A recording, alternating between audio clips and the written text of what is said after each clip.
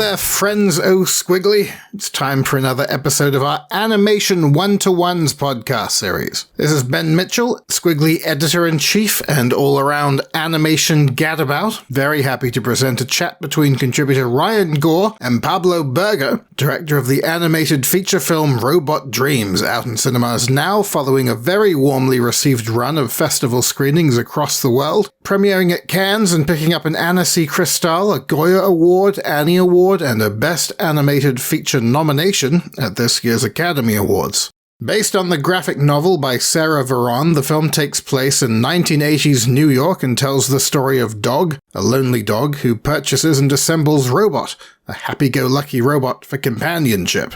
After establishing a firm friendship and forming a uniquely heartwarming bond, the pair visit Coney Island and become separated on the beach. Thus, Dog embarks on a mission to save their friendship and get Robot back. Previously known for such live-action Spanish films as Torremolinos 73, Snow White and Abracadabra, Robot Dreams marks Pablo Berger's first feature-length foray into 2D animation. Presently enjoying a UK theatrical release via distributor Curzon, ahead of a special screening at this year's Cardiff Animation Festival on April 28th, Squiggly were delighted to get some time with Pablo to learn more about the project. So let's hand it over to Ryan Gaur and Pablo Berger. First of all, I just want to say congratulations. What an amazing journey you've been on with Robot Dreams. Congrats on the nomination for the Oscars. It's like such an important milestone, I think, for European animation and world animation to have that nomination be in that specific category, right? So I just want to start by asking, how was that Oscar night? What was that experience like for you? Oh, yeah, no, as you said, it's been a ride. It all started in Cannes to be in the official selection and get the red carpet and see, CJs, hundreds of festivals, European Film Awards, Goyas, and the cherry on the top, the Oscars, Oscar night. Definitely, I was very proud to represent the European animation industry because definitely it was the only European film. And all my films, this is my fourth film, they're all European co-production, with France, with Belgium, with Denmark. All my films have been released in UK. So I really feel like, honestly, I'm a European director. I don't even say I will be of course I'm a Spanish, but I really feel very close as a European director. So that night, let me tell you, that was amazing. But amazing fun. I enjoyed this journey every minute of it. And I'm not exaggerating. The only bad thing was all this long traveling to LA, back and forth. But since we got the nomination, it's been doing screenings, Q&A, meeting people, and getting the megaphone, step right in to see, because you really need the Academy members to watch your film. Mm-hmm. One of the most fun things, honestly, was to meet my other fellow nominators, the director from the other film, I met Peter Sean from Elemental. What a charming guy and smart guy. Lovely man, yeah. People from Nimona, Troy and Nick. And I met the people from Spider-Man, you have Kemp, and you have the producers, Phil Lord and Chris. So we really created like a rat pack of animation because we had so many panels, dinners, and in the ceremony, we were all very close. So, of course, the master, the one and only Miyazaki was in Japan, and we didn't get to meet him. But the rest of us, we got very close. So that part was amazing. And the ceremony, it works like, I don't know how, it just works perfectly. So energetic, so much fun, so fast. The musical numbers are amazing, and the script is so good.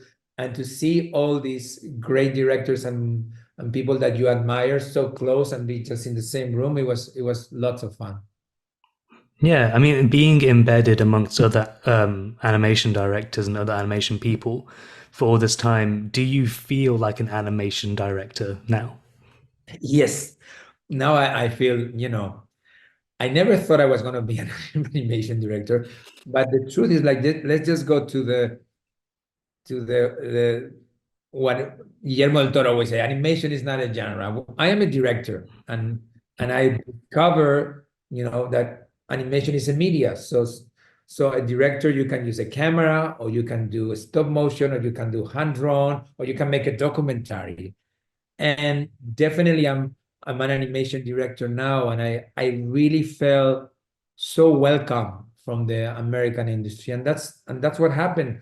And that's the reason that we are there, because the film has not been released theatrically in the United States. It gets released May 31st. So they were only been in festivals, some special screenings by the distributor Neon, and the screening room of the Academy, where the Academy members could watch it. And the first people that watch the films are the animation people. So Mhm. I know the animation people in America or in Europe that are members of the Academy love the film and got us in. And that was definitely an honor to be one of the 5 films nominated for the Oscars. Yeah. Having come from live action, what would you say are the biggest differences between the live action industry and the animation industry? Well, the industry, from an industry point of view, I think definitely the live action is much bigger. We produce many more films, and the animation industry is very small, and everybody knows each other. It even Mm. doesn't matter in Europe or in America. But from a director's point of view, I will tell you that I thought it was going to be much more different, or it was going to be much more difficult for me, the transition. And it was very natural. I truly was very natural. I didn't know I had an animation director inside of me, but I'm patient. I only made 4 films in 20 years. I'm very meticulous and detail oriented. In my live action films, I always spend 1 year doing the storyboard. Normally, live Mhm. action directors don't do it, but I do it. So for me, when I had to spend 1 year doing, or year and a half doing the storyboard or the reels for Robot Dreams, I enjoyed it very much. So if there was one difference, is directors, we work with live action directors, we work with actors, and in animation, you have to work with animators. Yeah. And that's where I really wanted to bring something to the animation world. I have worked with great European actors, and I think I have great performances in my films in live action. So I wanted to bring great performances in animation, because and there are many great performances in animation, don't get me wrong, but there's also a lot of overacting and a lot of indicating in the animation. Mhm. Sometimes animators, they think that they have to save the scene with the acting. And I think I have to tell the animators, just trust the story, trust the script, trust the reels. Less is more. Let's bring truthful performances. And that's what I try to bring. And I had a big help from a director of animation, Benoit Ferremont, that he had done the Triplets of Belleville with Sylvain Chomet and had done the Book of Kells with Tom Moore. So he helped me to translate my indication, because for 2 years I was working every single day of those 2 years. I was working with animators, and I enjoyed it so much.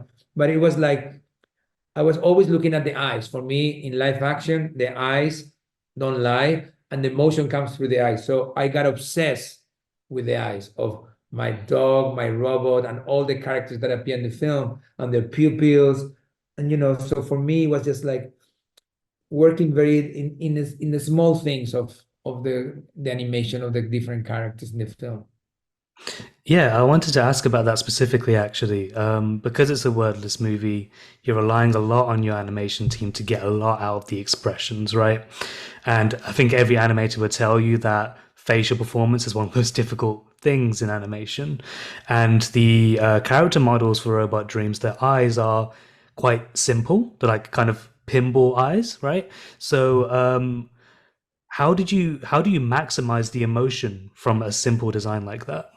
Well, but that's the strength of it. That's why I'm trying to get it. Just like less is more. Mm, It's like for me, like it's like if I work with live actors, if I work with actors and they start doing facial things and doing indicating and overacting, you don't have to express emotion by crying and putting the eyes like this and tears coming. You don't need to be happy to put the big mouth and going. No, it's just like, you know, you can just have something small, just a little twitch, a little movement of the pupils, a little angle of the face, a little movement of the head, some body language. I was just trying to get the same performance in live action and in animation. So, and in that sense, I had to tell the animators, trust the story, trust the reels.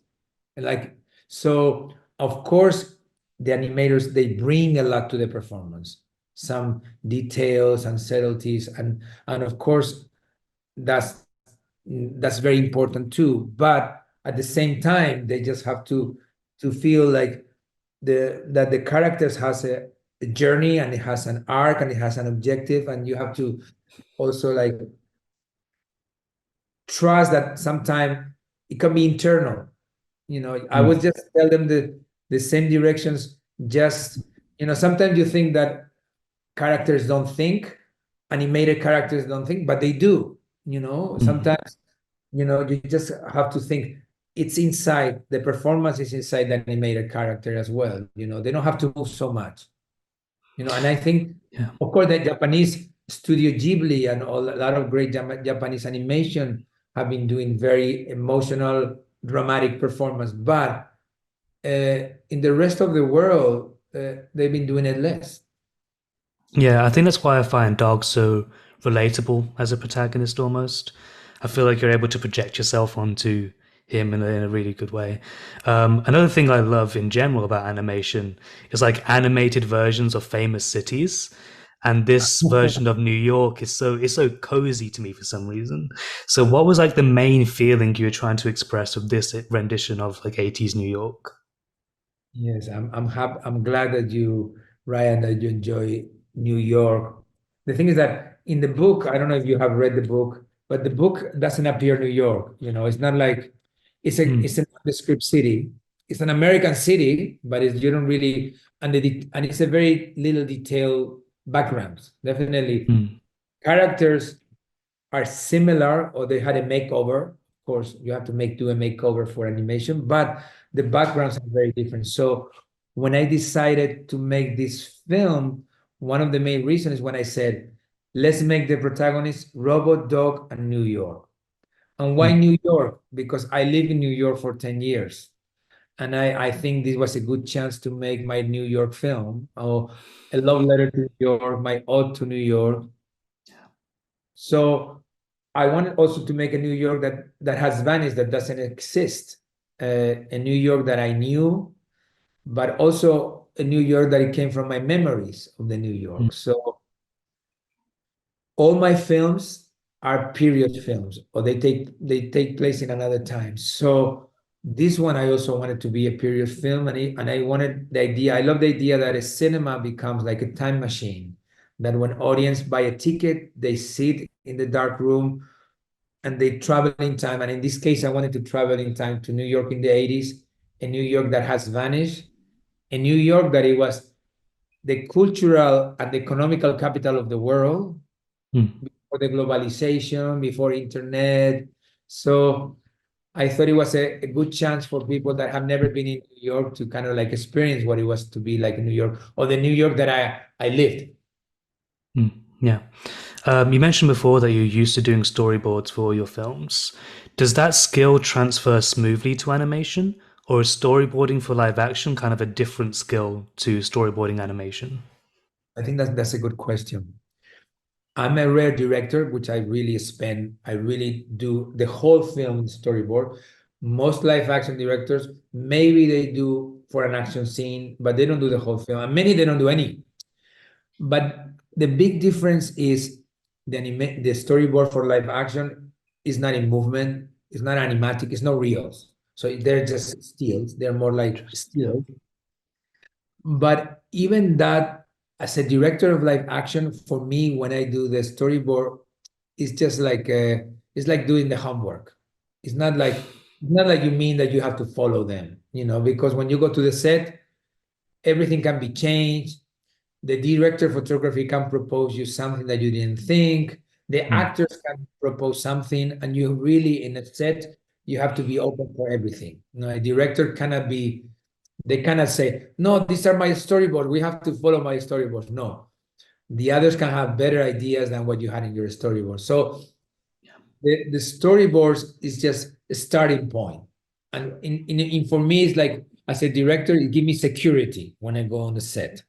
But in animation, when you do the reels, and we work for a year and a half, we have one storyboard artist, the art director, which the art director and me were doing the thumbnails. We were in the same room, the art director and me, for a year and a half. And then we give to the storyboard artist the thumbnails, and we had a really communication. Then I have a music editor, finding music and temps and sound design, like a very basic. And once in a while, the editor of the film, that is my editor from live action, will help us. So when we finish the reels and when we finish the film, basically the film was there. Honestly, the performances were there.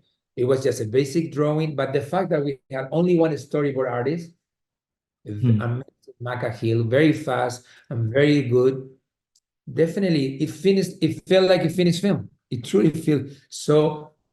I saw the film was working long before the studio with the animators came, the crew came, and that was a good feeling and even when the crew was coming, they knew that they had a great treasure map. The treasure map was already in the animatic, but that's basically the big difference because, for me in animation, the reels was like the film, and in live action, it was just a starting point. Yeah, I wonder how many Oscar-nominated features have only one storyboarder in Oscar history. That's incredible. I think we are the only one. Honestly, that was like yeah, when we tell this story, people really, we blow their mind because even, but a small European small film, they really have 5, 6, 7 and never even the art director never works on the storyboard with the director normally because I don't draw myself. I really felt that it was a good chance to have the art director. And actually, the truth, I'm going to be honest, I always work with the same storyboard artist in all my films. But this time, in the last minute, my storyboard artist dropped out. So we're still friends. No hard feelings. He's one of my closest friends. But, he just said, oh, and then I had very little, I had to make a decision very quick. And the art director, he loves cinema. He's a comic book artist. And although he had never seen it, never done storyboards, I asked him, would you go for it? And I said, he said, told me, if you trust me, I'll go for it. So we were doing the thumbnails. We were just really doing that. And Maca Hill had just come from Cartoon Salon she was working in World Walkers. But of course, when she was doing World Walkers, she was from a team of like, I don't know, 10 with some storyboard supervisor and like 10 storyboard artists. So here he had the responsibility. It paid off. She got nominated for the Annie for Best Storyboard Artist. Yeah, yeah. So she's amazing, really, Maca Hills. But it made it very special to have that intimate, very small team because we were in the same room, and I'm probably you seem like you know about animation. Maybe you're an animator yourself, no? No, I'm just a student. I just like it a lot, yeah. You're a student, but normally there's a big distance. There's a distance between the director and the storyboard team. There's a supervisor, so but in this case, the fact that we were in the same room, everything was I could do the acting for the story. Storyboard artists could say, I don't understand this thumbnail. I don't think this now works. So it was very amazing experience. For me, one of the most satisfying creative experience I ever had in my career, not to do the storyboards of Robot Dreams. A lot of American studios, they claim that 2D animation is too expensive, it takes too long, it's limiting with like camera angles. From your experience making a 2D film, do you agree with that? Not at all. Not at all. I think if you want to make something new, you have to look into the past. Mm. And I think hand-drawn animation is so powerful to get great performances. And it's not more it's not more expensive, obviously. Like, we can prove it with a film like Robot Dreams. This is a European budget. It's like a Spanish-French co-production with a European budget, which are like, it's very small compared to the budgets of, Elemental or Spider-Man Mhm. anymore. It can be 20 times more the budget of Robot Dreams, at least some of them. And I can tell you that I didn't compromise one shot, anything. I don't have any compromises in my film. Every shot that I needed, every acting that Robot and Dog did is just what I wanted to do. Nobody can tell me, oh, I cannot say, oh, to my producers, I need more time, I need more shots. No, because so what I'm trying to say is just like, with the budget of Robot Dreams, I can make any film, honestly. So I Mm. think 2D it's amazing. I love 2D. I really, really think it's a question. Right now, there are no 2D animators in the United States. So because the last 20 years or 25 years Mhm. since Toy Story, I think, all the studios has closed the 2D animation, so it's hard to find animators. So I think that's the reason why they don't make. What do they do instead? They just do 3D, and they take out the quality. They make 3D that looks like 2D. They're trying to Mm. make 2D looking with 3D. Yeah. As Spider-Man, the big thing about Spider-Man, it was like how using 3D they make like very like even Mhm. something very different. Yeah, yeah, absolutely. I think the only big 2D American movie to come out in a while is going to be this year. It's Genndy Tartakovsky's new Mm. movie is completely 2D. So that'd be very interesting to see Hollywood doing a fully 2D movie again. Yeah, but Um, he's the only one, yeah, that I yeah. think part of the industry that he's making 2D film. But in Europe, it's more and more and more and more. So in Spain, Yeah. there's so many. There are a few films, very